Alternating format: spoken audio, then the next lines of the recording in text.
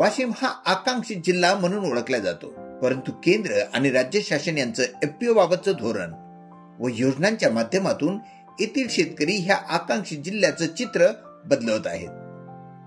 ही आहे वाशिम जिल्ह्यातील Shri बाळनाथ farmer producer company, Balkhed, तालुका रिसोड.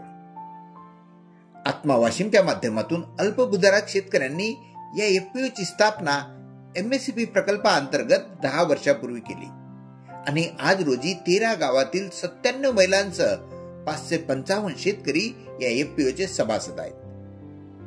शासनाच्या एमएससीपी, गटशेती, एआयएफ, मनरेगा, मानव विकास मिशन इत्यादी विविध योजनेचा लाभ घेत आज या शेतकऱ्यांनी 400 एकरावर फळबाग लागवड केली, सिंचनाच्या सुविधा निर्माण केल्या.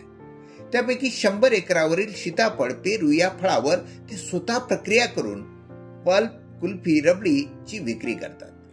त्याचप्रमाणे वाशिम जिल्ह्यातील मुख्य पीक सोयाबीन, हरभरा व इतर पिकाच्या बीजोत्पादनामध्ये सुद्धा उत्कृष्ट काम करून आजपर्यंत 2000 मेट्रिक टन उच्च दर्जाचे बियाणे परिसरातील शेतकऱ्यांना रास्त दरात उपलब्ध करून दिले.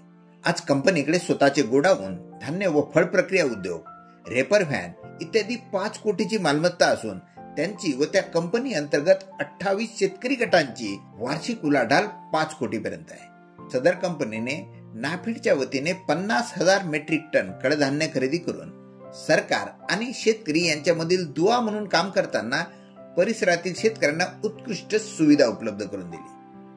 त्याचप्रमाणे आधुनिक तंत्रज्ञानाचा विस्तार शासनाच्या व एनजीओच्या माध्यमातून मृदू व जलसंधारण, शेतरस्ते तसेच रोजगाराच्या बाबतीत उल्लेखनीय काम करून श्री बाळनाथसह वाशिम जिल्ह्यातील इतर एफपीओ सुद्धा शासनाच्या स्मार्ट तसेच विविध योजनांच्या माध्यमातून या भागातील शेतकऱ्यांचं आणि पर्यायाने आकांक्षित वाशिम जिल्ह्याचं चित्र बदलवत आहेत. अध्यक्षाला मी अभिनंदन करते. या स्मार्टची प्रोजेक्टची त्यांनी आता पुढाकार घेतलेली आहे आणि आता आपण सांगितलेल्याप्रमाणे आमची वाशिम जिल्ह्यामध्ये मोठ्या प्रमाणात आमच्याकडे सोयाबीनची उत्पन्न होतात आहे आणि ते आता आमच्याकडे एक प्रोसेसिंग प्लांट होणार आहे ते सोयाबीनचे. एक खूप आनंदाची गोष्टी आहे. आता या पूर्ण शेतकरी, या जिल्ह्याच्या शेतकरीला यांच्यामधून फायदा होणार आहे. त्यांना परत अभिनंदन करते आणि त्यांना बेस्ट विशेस सांगते.